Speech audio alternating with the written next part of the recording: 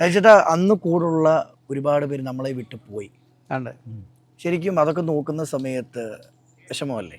വിഷമം എന്ന് പറഞ്ഞാൽ അത് ജീവിതത്തിലെ ഒരു സത്യമല്ലേ. നമ്മുടെ കൂടെ ഉണ്ടായിരുന്ന പലരും വിട്ടുപോകുക എന്ന് പറയുന്നത്. ഇപ്പോൾ സുബി സുരേഷ്.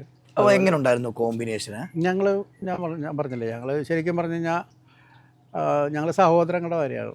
ഫ്രണ്ട്ഷിപ്പ് അത്രയ്ക്കും ഫാമിലി ഫ്രണ്ട്സായിരുന്നു. ഓക്കെ. വീട്ടിൽ വരുവോള് അങ്ങനെ. ഇപ്പോൾ സുബിയുടെ കൂടെ ഞാൻ ഒറ്റയ്ക്ക് ഇവിടെ ദക്ഷിണാഫ്രിക്കയിലൊക്കെ പോയിട്ടുണ്ട്. ഓക്കെ.